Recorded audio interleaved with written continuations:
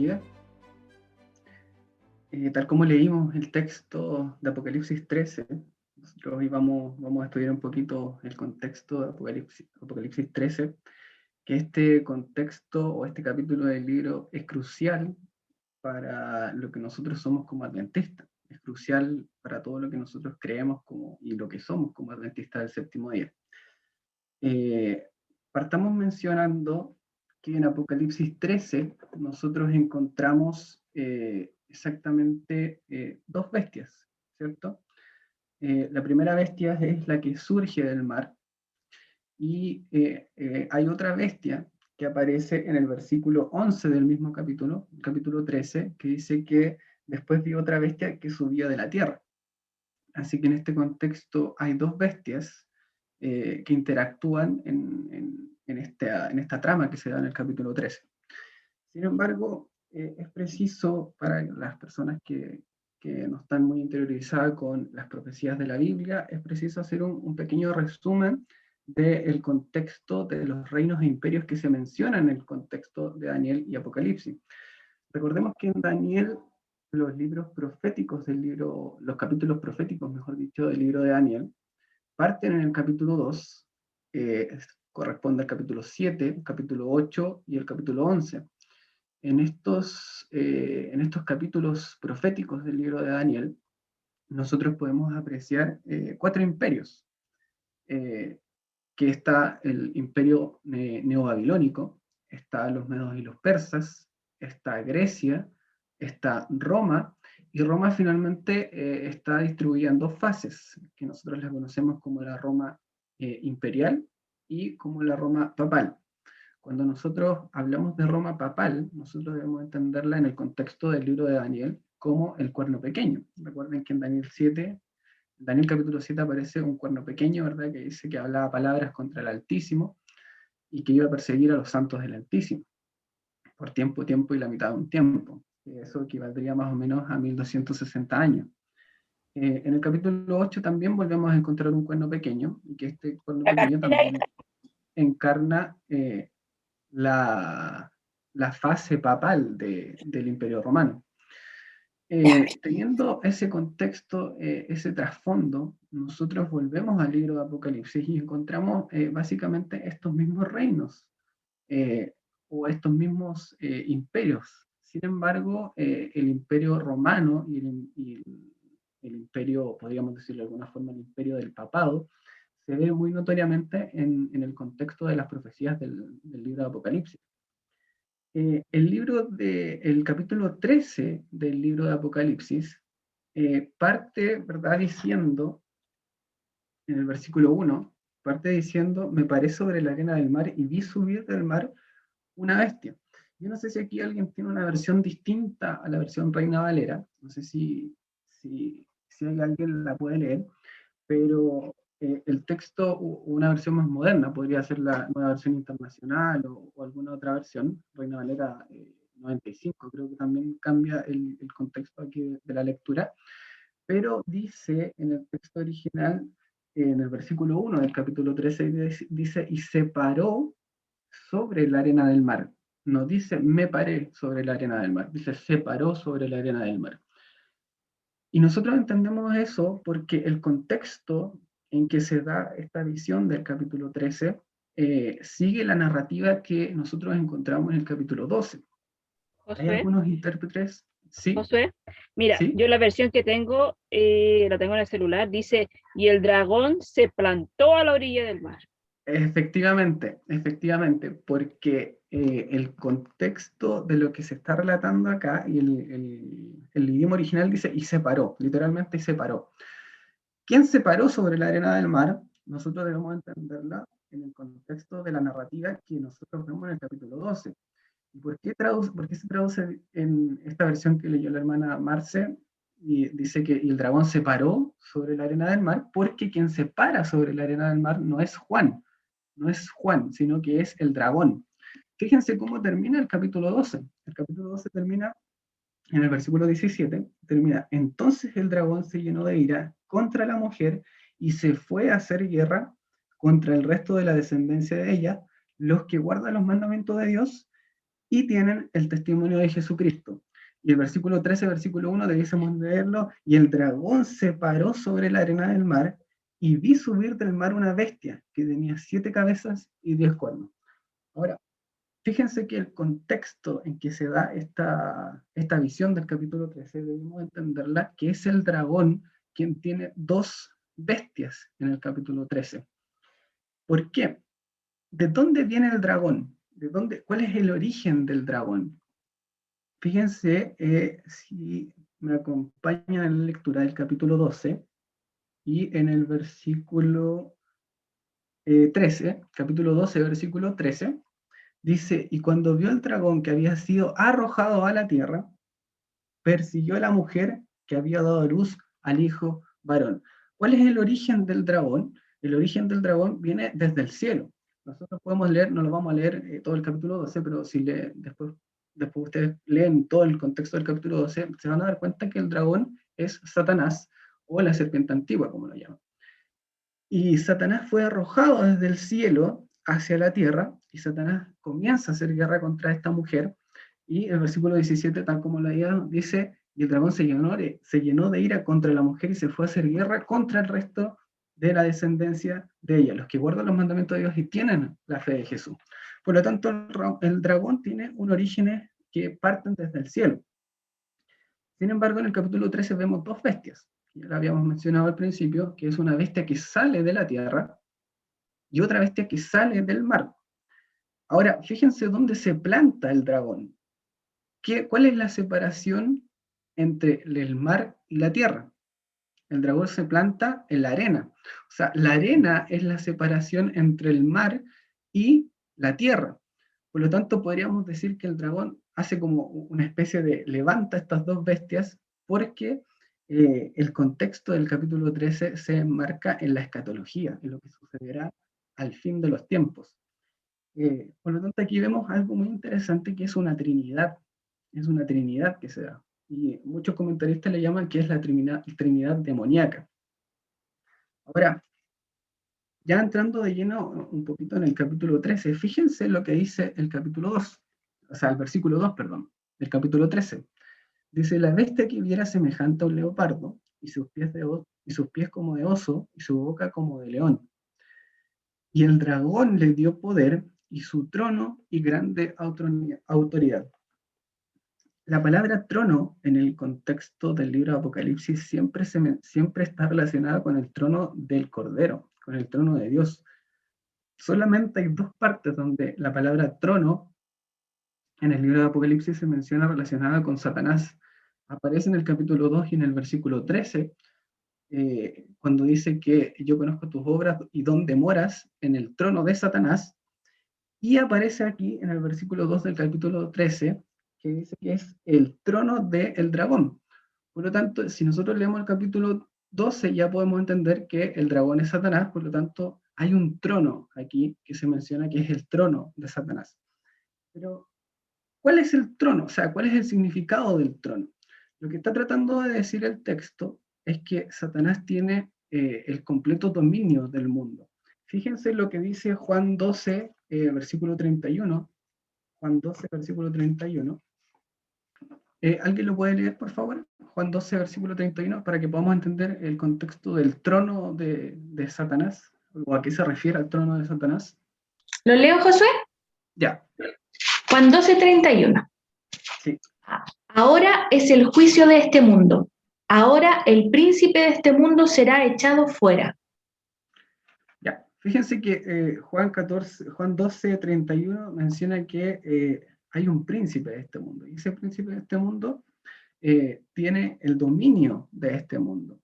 Juan 14 y el versículo 30, Juan 14 y el versículo 30, dice exactamente algo bien parecido. Dice, no hablaré ya mucho con vosotros porque viene el príncipe de este mundo y él nada tiene en mí. Evidentemente que ahí Juan está hablando acerca de Satanás. Por lo tanto, cuando nosotros hablamos del trono de Satanás, en el contexto del Apocalipsis, estamos hablando de que Satanás le entrega el dominio del mundo a esta bestia. Ahora, esta bestia, ¿qué simboliza dentro tradicionalmente nosotros, como adventistas del séptimo día, hemos interpretado esta trinidad demoníaca que nosotros vemos en el capítulo 12 y en el capítulo 13, haciendo mención a que el dragón que aparece en el capítulo 12 es obviamente Satanás, pero finalmente lo reencarna el Imperio Romano. En el capítulo 13 vemos esta bestia que aparece del mar. Nosotros como adventistas desde su inicio, desde por allá en 1840 y algo, cuando John Andrews interpretó este texto, dice que la bestia que aparece que aparece del mar es el papado, es el mismo cuerno pequeño que nosotros vemos en Daniel capítulo 7 y capítulo 8. Ahora, la bestia que sube de la tierra, en el versículo 11, tradicionalmente nosotros como adventistas la hemos interpretado como Estados Unidos. O sea, nosotros tenemos tres bestias que simbolizan tres reinos. Uno, el Imperio Romano; dos, el Papado; y tres, Estados Unidos, reencarnando esta bestia que aparece en el versículo 11 del capítulo 13. Ahora, teniendo en mente toda esta interpretación adventista que tradicionalmente nosotros lo hemos hecho de esta forma, fíjense lo que dice el versículo 3 del capítulo 13. El versículo 3 del capítulo 13 dice: vi una de sus cabezas, estamos en el libro de Apocalipsis, vi una de sus cabezas como herida de muerte, pero su herida mortal fue sanada, y se maravilló toda la tierra en pos de la bestia. Ahora, fíjense que dice que aquí hay una de sus cabezas que tiene como una herida de muerte. Si nosotros nos vamos a la historia, esto lo podemos encontrar claramente cuando el Papa Pío VI, si mal no recuerdo, fue llevado cautivo por el general de Napoleón, ¿verdad? Berthier. Exactamente, si mal no recuerdo, es el 15 de febrero de 1798. Esto nosotros lo interpretamos como el golpe de muerte que Francia le da al papado, y a partir de esa fecha, más o menos a partir de la Revolución Francesa, el papado no pudo, o no, hasta el día de hoy, no tiene las facultades que él tenía durante toda la Edad Media. Hay algunos adventistas que dicen que esta herida de muerte, que fue sanada, ocurre en 1919, sin mal no, o 1929, no recuerdo cuándo, que es cuando se le devuelven varias hectáreas al Vaticano. Sin embargo, nosotros vemos que el papado todavía no tiene las mismas facultades que tenía en la Edad Media. No tiene estas facultades que tenía. Podemos contar varias historias del contexto de la Edad Media, de que el papado perseguía a los reformadores, ¿verdad? Los torturaba, los quemaba vivos. Esa facultad que tenía el papado en la Edad Media no la tiene actualmente. Por lo tanto, su herida mortal todavía no ha sido sanada. Esa herida mortal que va a ser sanada ocurre en un futuro, ocurre en la escatología. Y fíjense lo que dice en el versículo 6, versículo 5. Dice: también se le dio boca que hablaba grandes cosas y blasfemias, y se dio autoridad para actuar 42 meses. Estos 42 meses son los mismos, es el mismo tiempo que nosotros encontramos en Daniel, del tiempo y la mitad de un tiempo, o los 1260 años. 42 meses equivale a 1260 años. Por lo tanto, esta hegemonía que tenía el papado iba a durar por 1260 años, que finalmente ocurre, o que llegan hasta 1798, como ya lo hemos dicho, cuando la Revolución Francesa le da este golpe mortal. Ahora, ¿cuándo esta bestia va a poder tener sus facultades? Porque fíjense lo que dice el versículo 3, dice: y se maravilló toda la tierra en pos de la bestia. Esto aún no sucede y está en la escatología. Pero fíjense que la profecía nos da ciertas pistas que nosotros podemos encontrar. El versículo 9 y 10 es una especie de proverbio que se nos da para apuntar hacia el futuro. Fíjense lo que dice el versículo 9 y 10, que es el texto que nosotros leímos, que leyó Francisco, ¿verdad? Si alguno tiene oído, oiga. Si alguno lleva en cautividad, va en cautividad. Si alguno mata a espada debe ser muerto. Aquí está la paciencia y la fe de los santos. La palabra paciencia, que se menciona aquí en el contexto del capítulo 13 de Apocalipsis, no se traduce estrictamente como paciencia, sino que se traduce como perseverancia. Y esta perseverancia siempre está relacionada con persecuciones. Por lo tanto, cuando nosotros leemos en el versículo 10, si aquí está la perseverancia de los santos, aquí está la perseverancia y la fe de los santos, perdón, debemos entenderla en un contexto de persecución. Y esto se puede entender así porque si leemos el versículo 10 anteriormente, lo que dice, si alguno lleva en cautividad, va en cautividad. Si alguno mata a espada debe ser muerta. El contexto de lo que se está diciendo aquí es un contexto de persecución. Ahora, el versículo 11 nos da varias pautas para poder entender cuándo ocurre este resurgir de la bestia que sale del mar. Dice, el versículo 11 dice, después vi otra bestia que subía de la tierra y tenía 2 cuernos semejantes a los de un cordero, pero hablaba como dragón. Fíjense que esta bestia va a hablar como dragón.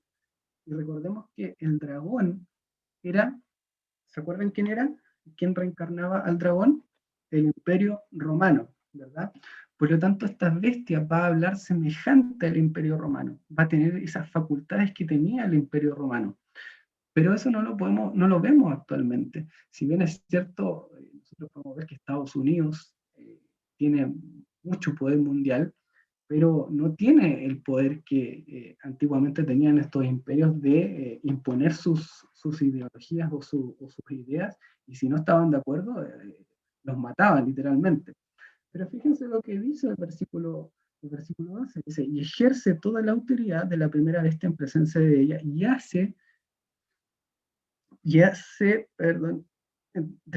que la tierra y los moradores de ella adoren a la primera bestia cuya herida mortal fue sanada. O sea, este contexto está diciendo aquí, cuando la bestia que sube de la tierra, se da cuando la bestia que aparece del mar, su herida ha sido sanada. Y tal como decíamos, esta herida todavía no ha sido sanada. Todavía nosotros nos podemos juntarnos acá libremente. Si nosotros hubiésemos vivido más o menos en el tiempo de las persecuciones de los siglos medievales, nosotros no podríamos estar juntados acá. Nosotros tendríamos que estar escondidos juntándonos, porque si no, el Imperio Romano nos llevaría a la horca o nos quemaría vivos, ¿verdad? Esas facultades del papado nosotros no las vemos actualmente. Por lo tanto, esta herida mortal aún no es sanada. Sin embargo, fíjense lo que dice el versículo 13. Dice, también hace grandes señales de tal manera que aún hace descender fuego del cielo a la tierra delante de los hombres. Esta idea de que hace descender fuego del cielo, nosotros nos evoca a qué contexto. Si alguien me ayuda, a un evento que ocurre en el Antiguo Testamento. Si alguien me ayuda, ¿alguien se acuerda que ocurre en el Antiguo Testamento? Que alguien hace descender fuego del cielo y que está en el libro de Reyes, ¿verdad? ¿Se acuerdan? Elías, ¿no? Elías, ¿verdad? Pero ¿cuál es el contexto de eso? Elías hace descender fuego del cielo porque él quiere demostrar que el único Dios verdadero es Jehová y no los dioses de Baal. Aquí esta bestia hace descender fuego del cielo porque pretende demostrar que ella tiene el control o ella tiene al Dios verdadero. Por lo tanto, vemos un debate religioso que nosotros podemos encontrar acá. Esta falsa, por eso, si después leen los capítulos siguientes del libro de Apocalipsis, a esta bestia se le llama el falso profeta. No se le vuelve a llamar la bestia de la tierra, sino que se le llama el falso profeta. ¿Por qué? Porque hace descender fuego del cielo pretendiendo tener a Dios de su parte. Y fíjese lo que dice el versículo 14. El versículo 14 dice, y engaña a los moradores de la tierra con señales que se les ha permitido hacer en presencia de la bestia, mandando a los moradores de la tierra que hagan una imagen a la bestia que tiene herida de espada y vivió. fíjense que esta bestia hace una imagen. Y aquí podríamos detenernos un buen rato, pero obviamente por tiempo no podemos detenerlo. Pero fíjense que esta imagen, esta palabrita imagen vuelve a aparecer, o sea, aparece por primera vez en Génesis 1, cuando Dios hace al hombre, ¿verdad? Dice, a imagen de Dios los creó, varón y hembra los creó, en Génesis 1. Y fíjense lo que dice el versículo 15 del capítulo 13, dice, y se le permitió infundir aliento. Aquí vemos a esta bestia que hace esta imagen y se le infunde aliento, y está evocando a Dios como creador. Está tratando de igualar a este Dios creador. Fíjense, podríamos hacer una analogía bien interesante. Tenemos al dragón, que le da autoridad, ¿a quién? A la primera bestia que aparece desde el mar. Tenemos a esta bestia que sube desde la tierra y crea una imagen de la primera bestia. Tenemos tres poderes que hacen una imagen y que evocan al libro de Génesis. En el libro de Génesis nosotros nos vamos a ver y vamos a encontrar al Padre y al Hijo y al Espíritu Santo que crean al hombre e infunden aliento en el hombre, aliento de vida en el hombre. Por lo tanto, vemos una Trinidad que está aquí en este contexto que pretende tener las facultades divinas de un Dios creador. O sea, esto es como una parodia, podríamos decirlo de alguna forma, es una parodia del Génesis, tratando de estas bestias igualar al creador.